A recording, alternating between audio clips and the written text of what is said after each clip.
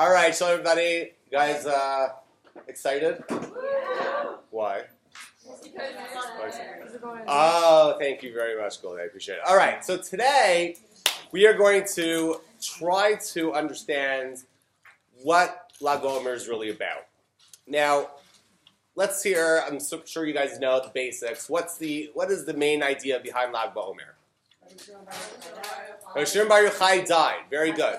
He brought the light of Torah Shabbat Peh into the world. How so?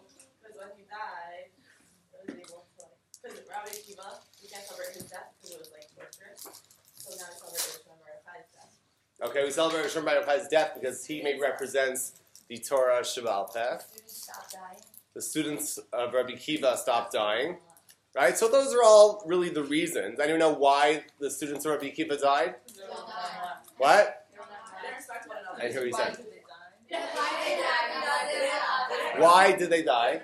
You respect each Shalom other. Nahagu says the Gemara. Why did the students of Rabbi Akiva die? Because Shalom Nahagu Kavod Zelazeh. They didn't show respect for each other. They didn't show respect, and that's why Hashem sucked at them. And the Gemara actually mentioned the disease of which they perish. I don't know what it was called.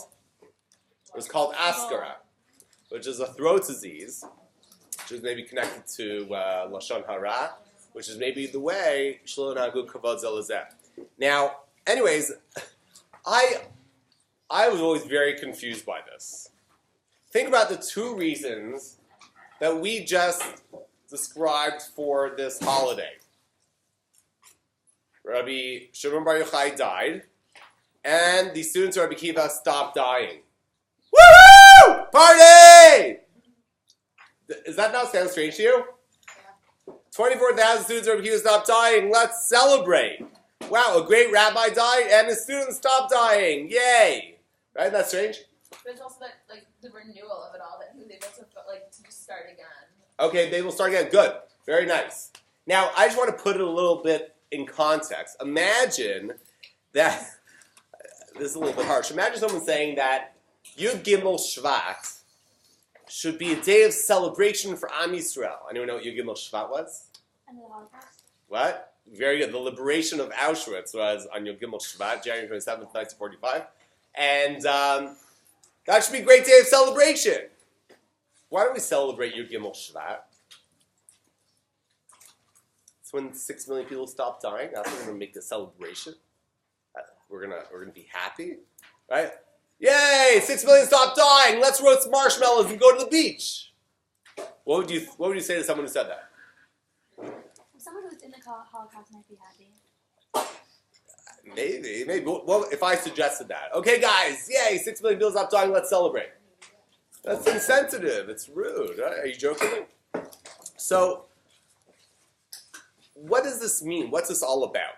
So, I heard from Rabbi David Orlovsky a very, very nice idea. He quotes the Pri Chadash on the Shulchan Aruch. The Pri Chadash asks a very similar question to the question I just asked, which is, this is a very bizarre celebration. But he asks this in a different frame. He says, if we're celebrating Lag Omer because the Talmidim of Rabbi Akiva stopped dying, he says they all died anyways, not like of old age. They all perished. Right? He had 24,000 students. The Gemara discusses how when he came back after all the years of learning and he reunited with his wife, he had 24,000 students. They pretty much all died. So why are we celebrating when they just died anyways? And he says, imagine if someone has a relative, and chas v'shalom, they have a fatal illness. And then the relative recovers, and then relapses and dies.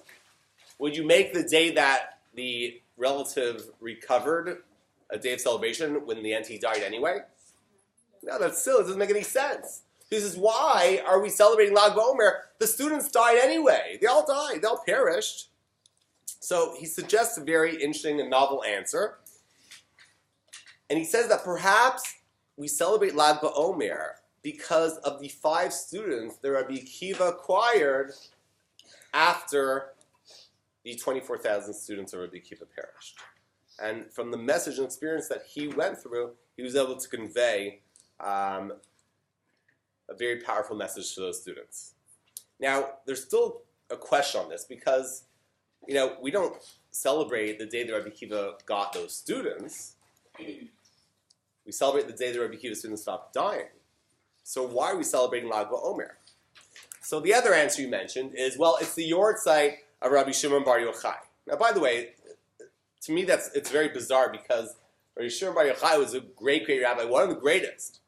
But at the end of the day, what other yortzeits do we celebrate? Do we celebrate the anniversary of the death of Moshe Rabbeinu? Do we celebrate the anniversary of the death of David HaMelech? Do we celebrate the anniversary of the death of Rashi? Do we celebrate the anniversary of the death of anybody else, really? No. So what's the concept behind it? What are we doing? It's so bizarre. And to be honest, I really have trouble connecting with everything that goes on in Lag BaOmer. Anyone go to Meron that's here? Yeah? So, I don't know. I have to tell you, I'm not a Meron guy. I mean, I love the place of Meron, but not a Lag BaOmer. They're like slaughtering sheep there. It's like a whole pilgrimage, and it's like it's thousands of people. It's crazy. Every year. I mean, now Baruch Hashem, we have our maybe our last child in Gan, right? Yoel's going to Kita Aleph next year. Hard to believe, but no more Gan. But I don't want to get emotional in front of the camera, but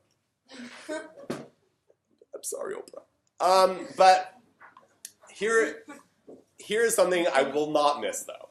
Every one of our kids who went to Ghana, if this is true in America, Canada, England, but in Israel it's true, every kid comes home before Lag BaOmer with a picture that he or she drew of Lag BaOmer. You know what picture I'm talking about?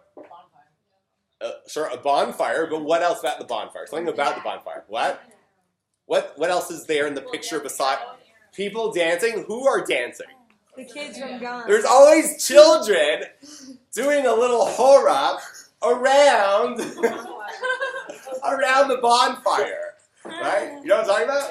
Yeah. Kind of reminds me of a story of a relative of mine told me that once they were in first grade, and in the middle of first grade, their teacher just collapsed, passed out, and fainted. Oh my God. And it's like 6-year-old, first graders, like, oh my gosh, they don't know what happened.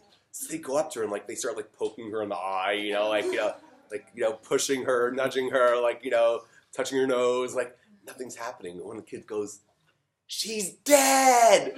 Right? And all the kids go, "Yay!" And all of a sudden, this principal hears this tumult. So he walks by to find out what's going on, and he sees all the kids dancing around the teacher singing "Ding Dong, the Witch is Dead." So I don't know if it was embellished, but it's certainly a story that's cut with me. That's why I'm always careful not to collapse in the middle of shir. So I know you guys will just say, "I'm going to best." Anyways, this is the image for me of Lag BaOmer, children doing a little hora around a big, huge bonfire, right? It almost seems to me oh, let's do a reenactment of Chet Egel, right? Doesn't that image remind you of it a little bit? This fire where they made the Egel and they're dancing around, and Moshe Rabbeinu goes down and sees them dancing around the fire. This is not your holiday. No, it's not my thing. It's not my thing, right? And by the way, I don't know. I understand every Chag has their thing. I don't know if you heard me say this before, but every Chag has their thing that appeals to people with certain mental illnesses or issues. You heard me say this. For example, right? Yom Kippur is for anorexics, right? The anorexics, right? Tisha B'Av is for the manic depressive, right? And Shavuot is for the vegetarians, right? Or the insomniacs, both, right? Vegetarians, insomniacs. Pesach is for the obsessive compulsives, It could also be for the gluten-free, or it could also be for the kleptomaniacs. Who just said woo? Right? You know, because they're stealing Afikoman, right? Sukkot is for the environmentalists, right? Chanukah is for the Overeaters Anonymous. And Lag BaOmer is for the pyros. That's right. Why? Because, like, how many of you participated in the donut Sufganiyot challenge, right? I ate 368 Sufganiyot. Then 2 weeks later, I don't know how I gained so much weight in seminary. Anyways, but that's what they do. They you walk around. I don't know if you saw last night. You walk around like the cities of Israel. There's like these giant pyres, like they're sacrificing to the Greek god of Zeus. You know, like and okay, the songs are different. It's Shweki instead of like some Indian song, but it's bizarre. It's not my thing. And also they do these massive fires at like the heights of buildings. Actually, we drove last night by a fire that was huge. It was like probably the height of the ceiling, and it was like literally 5 feet away from an apartment building. I was like, how is that okay? It's crazy. Like, people go crazy, And by the way, besides that, you can say that Lag BaOmer is for the kleptomaniacs. You know why? That's right. 3 weeks before Lag BaOmer. If you pay attention, you'll see children scurrying all over the country, often with grocery carts that they have stolen from their local supermarkets.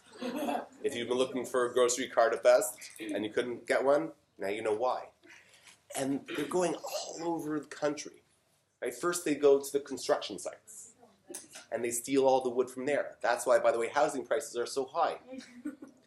Then, once they've totally they just consume all the wood. And they go to the forests, right? And they just cut down all the trees. Right? Greenpeace goes nuts. And then, when they finish that, then they go and take their parents' furniture. Right? And I'm not even joking. You will see kids with grocery carts and a bunk bed. Like 5 kids. Come on, Yossi! And they're pushing. And literally, and then they're like 2 days before, and they're like, it's not big enough. So all of a sudden they start going through the garbages, right? And they'll take anything that burns. Wood, not wood, it doesn't matter, right? It burns, it's good, right? You see a kid with an oven in his, in his grocery. I'm not even joking, right? It's crazy the things they put in, right? And anything to for this fire, it's they go nuts, but and then everything starts to just disappear. And it's true. And all of a sudden there's no more wood in the country. And by the way, if you watch Erev Lag BaOmer, yesterday afternoon, watch the parents. You look in their eyes and you see the panic. And they come into their house to go, 2 more hours, everybody! Do the drill, you know it, let's go! Right? And you, close the windows. You, close the tresim. Right? You, right? Get your masks. Right? And you get your Ventolin. Right? And everyone's get crazy. And by the way, I'm one of those people. And we do that just in preparation for Armageddon, which we call Lag BaOmer. And the next day, it's this morning, I don't know if you saw it, but the parents arise as if they are survivors of nuclear war. And they come out like they're coming out of hiding. And they look out into the world. They look up into the air over the mountains at the toxic fumes that are in a haze in the sky, determined to rebuild the world that was just destroyed. That is Lag BaOmer. That is Lag BaOmer. Oh. And by the way, every year there's crazy stories of children. It's crazy what goes on. I remember in Canada, I'm sure in America the same way. You can't even light a Havdalah candle, in public without a permit from the fire department, you know? Like if you're in a hotel and you light a little tea candle, like for Friday night or something like that, like, the alarms blare, fire department's there, right? You can't even light it like a campfire without a permit, It's like, it's great. Here, there's like 4-year-olds like making fires that like are like 50 feet high. It's like, it's insane. It's crazy. I don't get it. I really don't get it. And, but that's what they do. Rabbi Orlovsky, he actually called Lag BaOmer the night of the burning children. Because so many children get hurt, and get burns on the fires of Lag BaOmer. You're like, because every Israeli kid's a macho kid. It's like part of the training of the Israeli culture. You have to be macho a little bit. We're surrounded by enemies who want to destroy us. You have to be a little bit like, me, Israeli. I can destroy you. Like we're all like little Arnold Schwarzeneggers wannabes here in Israel. And, Arnold Schwarzenegger? Yeah. Okay, yeah. I'll be back. Which in Israel is, right? It's true, the Israelis all say, like when my kids, they go from English to Hebrew, their voice gets like a few octaves deeper. It's like, Abba, can I go out tonight? What'd you say? Abba, I was like, what? What just happened? You start like smoking in between? It's like every time it happens when you go to an airport in Germany. I went to Frankfurt. I stopped where Frankfurt Airport was, and we got off. We get into the airport, and we hear announcements on the PA, right? You're like, oh my God, the Nazis are back, right? You're like freaking out, and all of a sudden they do the translation in English. Welcome to Frankfurt Airport, right? You're like, oh God, it's like crazy, right? All the Israelis, they have to like speak in a deeper voice. Like, I've been smoking for 20 years, because maybe they probably have, but that's what they do. And maybe like the Zohar, right? Fires against the wrong hands if their limits aren't respected and boundaries aren't respected, so that could lead to something dangerous.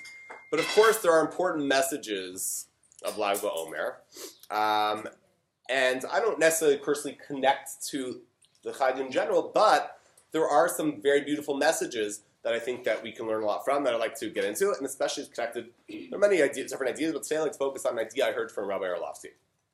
Rabbi Orlovsky suggests the following idea, and he says, imagine the whole situation, the whole story of Rabbi Akiva, which we know, right? You know the story of Rabbi Akiva, right? He's this ignorant shepherd boy, right, with no education, right? And he decides that he sees the water dripping on the rock, right? And he sees, wow, if water could make a hole in a rock, right? So Torah can make an impression on me, right? All is not lost, right? I can still learn.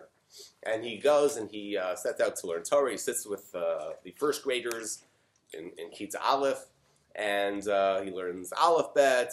And this is all at the age of 40, right? He's sitting Gan with Yoel, and which today would be creepy, but in those days it worked. And he basically worked until he mastered Tanakh. Then he mastered, the Gemara and the Rishonim. There were no Achronim. He was a Rishon. But he mastered Torah. He became an amazing expert of everything in Torah Shebuktav and Torah Sheba'al Peh.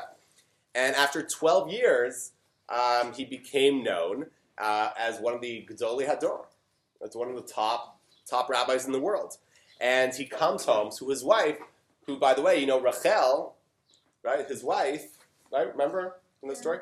Right? So she urged him, she pushed him, she believed in him. And therefore, he came back to his wife. And imagine all the love and appreciation, right? She gave up amazing wealth. Her family was super wealthy, right? She gave up an amazing reputation, in her family, right? All in order so her husband could grow and become one of the great rabbis of the world, of history. And as he comes back, there are no phones. He didn't have a chance to, I don't think there were even telegrams. There was no way to announce that he was returning. He comes back, and as he's about to enter his house, he hears his wife talking to somebody inside the house. And, I guess he would send home checks every time he had some money, but she lived in poverty. She suffered what difficulties she went through. And someone was saying to Rachel, how could you do this? How could you endure this? How could you tolerate your husband being away for so long learning Torah while you sit here and struggle? And she says, if it was up to me, I would have him go back and learn for another 12 years. And he heard that. He's like, wow, that's what she really wants, right? And he went back and learned for another 12 years. And he became not just a great rabbi, he became one of the greatest in the entire world. Now he's the undisputed Torah leader, right? World renowned. And he's now gained 24,000 students. 24,000 students, right? That's a lot, right? That's basically like a hockey arena full of students, of disciples. And he finally comes home. And one of the most beautiful stories in the Gemara, right? One that I think speaks to all of us, and myself included. And he comes back, and the throngs of people coming to greet him.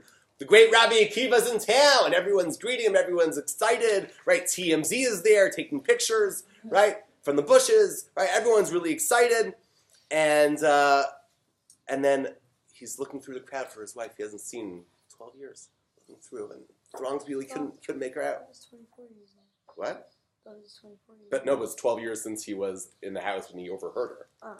I don't know if he really saw her. Okay. Maybe 24 years.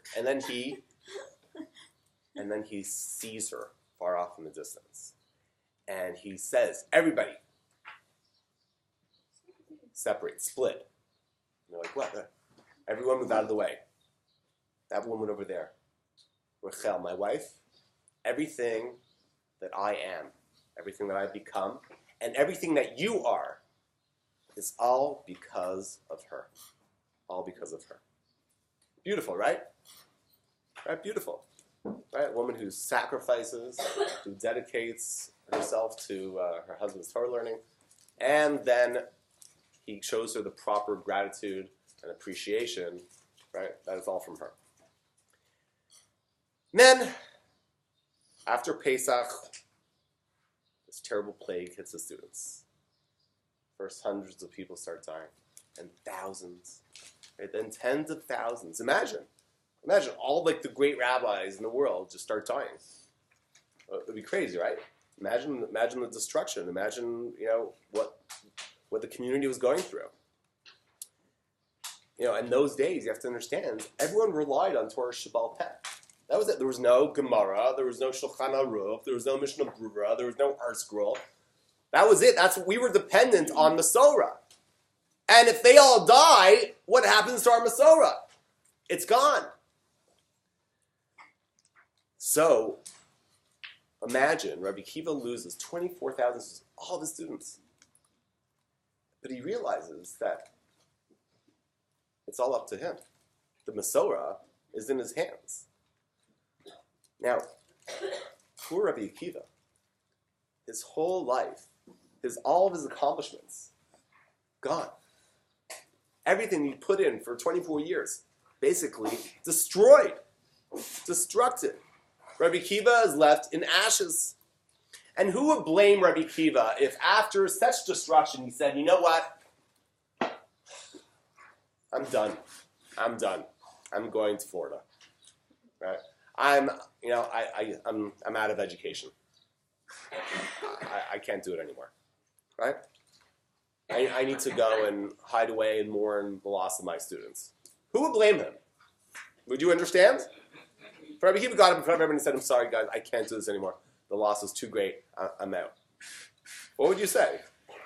I understand, right? That makes sense. Okay, we're sorry to hear that. We understand that. But that's not what Rabbi Akiva did.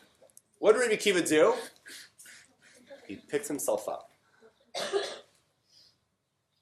and started all over again. Some people would have given up, but not Rabbi Akiva. He was needed, so he stood up to the task. He knew what had to be done, and he did it. Rabbi Shimon Bar Yochai, when he was dying, knew he was dying. the last day of his life, you know what he did? The last day of life, Rabbi Shimon Bar Yochai spent with his Talmidim, working them to bring them the mystical teachings of the Torah, mystical teachings of Kabbalah. And whatever he was trying to accomplish, even in his last day, he didn't believe it was too late. Because Rabbi Akiva, in the same way as Rabbi Shimon Bar Yochai, understood that there's always more to do with whatever time we have. We can't give up. And we can't just stop. Right? Some of us have the tendency or the temptation, like, okay, this is the end of the year. It's only a few weeks left. I've learned a lot. I've grown a lot. Okay, I'm done. I'm done. I'm like, I'm burnt out. Yeah, I had a good year. Okay, but time to move on. Lag BaOmer is a time to say, no. Light that spark. As Jim Morrison once said, come on, light my fire. Right? Light yourself up. Reignite. And maybe that's the concept of what the Pri Chadash was talking about. Because Lag BaOmer is about what the 5 Talmidim Rabbi Akiva received after the death of the Talmidim of Rabbi Akiva. What did he pass on after them? What did he leave? What legacy did Rabbi Akiva leave? He taught his students that when everything was gone, when the ashes are fresh, when the destruction is right in front of us, we don't give up. We look around, we see destruction, and we don't give up. That's what a tzaddik does. A tzaddik does what needs to be done. I was always very inspired. Now, I think it's no coincidence, by the way, that Lag BaOmer, Yom HaZikaron, Yom HaShoah, Yom HaTzmut, they're all together. They're all within the same few weeks. All compacted into a short time frame on the Jewish calendar. Why? What's the message? I think it's all the same message. Because the sacrifice that Rabbi Akiva made is the same sacrifice that Melanie's grandfather made. Yoel Tzvi Weiss, right, who our son Yoel Tzvi is named for. He lost his wife, I think there's 8 children. 8 children and a wife. And who could have blamed him, if he, let's say, decided to, I'm done with Judaism. Who could have blamed him? Who could have blamed him? He says, what, I just, I can't do this anymore. But he said no. He got married. He had more children. He learned Torah with them. He made sure he got them a Jewish education. The survivors of Auschwitz lost their entire families, lost their mothers, their fathers, their sisters, their brothers, their friends, their cousins, their rabbis, everybody they knew, gone, just vanished from the world. Who could have blamed them if after enduring years of some of the most horrifying torture that a human being could possibly imagine, who could have blamed the survivors of the Holocaust if they said, you know what, I've had enough. You know what, Palestine is tempting, it would be nice to go back to our lands, but I can't do another war. I can't fight, I have no more fight in me. I'm going to go somewhere nice, some islands with some beach, right, and just chill. Who would blame them? Would anyone blame them? No, you'd be like, I get it. Yeah, you deserve that. Go. Chill, have fun. You deserve all of that and more. For sure. But do you know how many of them had that opportunity, but instead said, no, we must rebuild. And they got on these terrible boats and broke through the British white papers, embargo of Palestine, so they refused to let Jews in. And they come to Eretz Yisrael, to Palestine. They get off the boat, nothing for them, nothing of their own. Some of them not even a suitcase. And they're given a gun that they've never held in their lives. They have no experience. They've never shot a gun, never fired a gun, given a gun. Sometimes it's just one bullet. And say, here you go, use it well.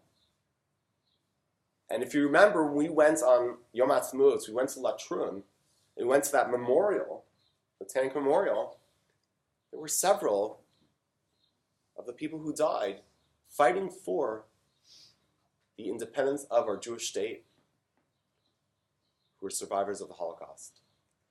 There were countless of great, great human beings who survived the concentration camps, then perished fighting for the state of Israel. But they perished knowing they were fighting for a Jewish cause. The Jewish cause was that we are not just saying, okay, you know what? We just had a terrible time. There was destruction. But fighting to rebuild the Jewish people. I once read an article years and years and years ago, before any controversy. Bill Cosby was speaking to the NAACP, which is a wonderful organization for African Americans, and he was highly critical of his community. And he said, you know what? Look at some of you guys. He was talking about the youth of the African American community, the black community. He says you're talking and you're acting as if like you're still in the ghetto, as if there's still slavery, with this big chip on your shoulder, and you're letting it hold you back. And he says, look at the Jews. Do you see them complaining? Do you see them being held back? He says we should learn from them. Look what they went through. They were slaves. They were tortured. They were killed. They endured terrible racism, prejudice, and persecution. But look at them now. We are an inspiration to people who have gone through persecution and prejudice because we know how to rebuild. It's in our genes. And we are inspired by the story of Rabbi Akiva. The Gemara in the end of Masechet Makot says that Rabbi Akiva and his colleagues were walking in Yerushalayim right immediately after the Churban Beit HaMikdash. The Beit HaMikdash was just destroyed. Yerushalayim destroyed. Can you imagine? Imagine, the horrifying thought of looking at Har HaBayit. Say, in the old city, you're looking at Har HaBayit and see the Beit HaMikdash in flames. I've seen the Kotel on fire. Seeing things collapsing, seeing people crying, seeing dead bodies all over Har HaBayit. Imagine what a sight. And the rabbis start crying, start ripping their clothes in mourning, bawling their eyes out. And Rabbi Akiva, he starts laughing. Now, at first they're like, oh my gosh, it's crazy. It's like my friend Daniel, who at his grandmother's funeral started cracking up, like laughing out loud really hard. He had to be escorted out of his own grandmother's funeral. Right? Because sometimes there's a connection between laughing and crying. Some people laugh instead of cry instead of laugh. I do both. Okay. But Rabbi Akiva was laughing, like a belly laugh. And they look at Rabbi Akiva like, have you lost it? Rabbi Akiva, do you lose it? And they said, what do you do? Why are you laughing? He says, the most crazy response, why are you crying? He didn't understand why they were crying. Like, you're asking why we're crying? The Beit HaMikdash is burning. We're standing on the ashes of our temple, of our connection to HaKadosh Baruch Hu in this world, where the Shekhinah rests. And look at it, it's destroyed. Why would you cry? Why would you laugh? Of course we're crying. Why would you laugh? So he says, because just as the Nevuah of Churban, destruction, was fulfilled. You know what that means? The Nevuah of the rebuilding of the Beit HaMikdash, of the Geula, will be fulfilled as well. Rabbi Akiva was seeing the positive. He was seeing the positive in the situation. Some people look at the situation and they see darkness. Rabbi Akiva's message is, we see the light. Some people dwell in the past and can't get past it. Rabbi Akiva tells us we have to look to the future. We have to be optimistic. When there's darkness, we have to light a fire. And that is our responsibility. And you know what? In our personal life, that's true also. Sometimes we get down. Sometimes we struggle. Sometimes we get depressed. And sometimes we don't see the light at the end of the tunnel. Sometimes we feel like we're just being choked. We just can't. Things aren't going to improve. Things are so bad. I'm in a spiritual low. I'm suffering. But we have to remember Rabbi Akiva. We have to remember the message of Lag BaOmer, that we must rebuild. We're right now 2/3 of the way between Pesach and Shavuot, between Yetziat Mitzrayim to Matan Torah. And the whole time of Bnei Israel, the 40 years, going from slaves in Egypt to Eretz Yisrael, was a difficult transition. Get through Sefer Bamidbar as we come to the summer months, right? All the difficulties that Am Yisrael had, to Egel, the Meraglim, Korach, over and over and over again. They struggled. And sometimes you just despair. Oh my gosh, I can't do this. Rabbi Nachman of Breslov teaches famously, Asur li te'esh. A Jew can't despair. A Jew always focuses on the positive. We focus on simcha. We focus on being happy. Atzvut, depression, says Rabbi Nachman of Breslov, is connected to the teaching, says in Sefer Tehillim, Atzvehem kesef v'zahav. Atzvehem, their idols are gold and silver. Atzvut is also, etzev, which is sadness, depression, is also the word for idols. We don't worship the idol of depression. We don't get stuck in the darkness. We don't just sit in the ashes, but we pick ourselves up and we move forward and we rebuild. If things aren't going well, we say, okay, tomorrow's a new day. Today is the day I'm going to pick myself up and move forward. And you know what? We all have those days. I remember when I left yeshiva, when I left my year in Israel, my year and a half in Israel. So one time I was like, oh my gosh, I was just on such a low, and I was remembering the high I was on in Israel. I was struggling so much, and things were really not going well. All the charusas I was trying to make were getting canceled, and everything I was trying to do was just, it wasn't working out. I was really struggling, and just wanted to give up.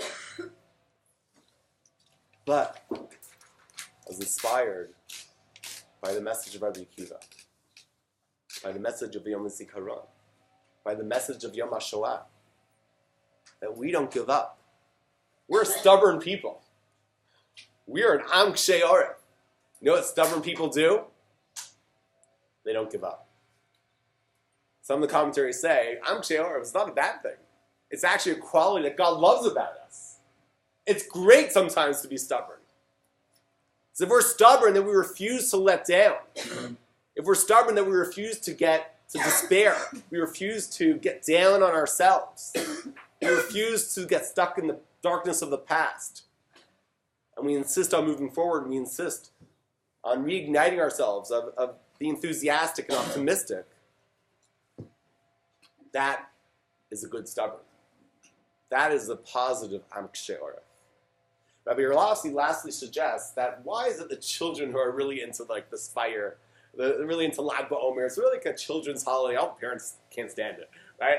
I was walking into Best, and a man I know, a guy he's already a grandfather, he's in his maybe early 60s, late 50s, and he says to me, Elie, so are you excited for Lag BaOmer? I was like, to be honest, no, right? He goes, me neither, right? It's like, the parents dread it. The kids love it. You know why the kids are really into it? The kids, maybe more than the adults, identify with Lag BaOmer, because kids are always optimistic. You know what? Kids, Yoel, Leah, they always get up in a good mood. They never get up like, oh, I just want to go back to sleep. They get up and they're like, woohoo! It's like, I'm up! Let's play! Right? It's like, in contrast to I'm not talking about you guys, of course, but the snooze button.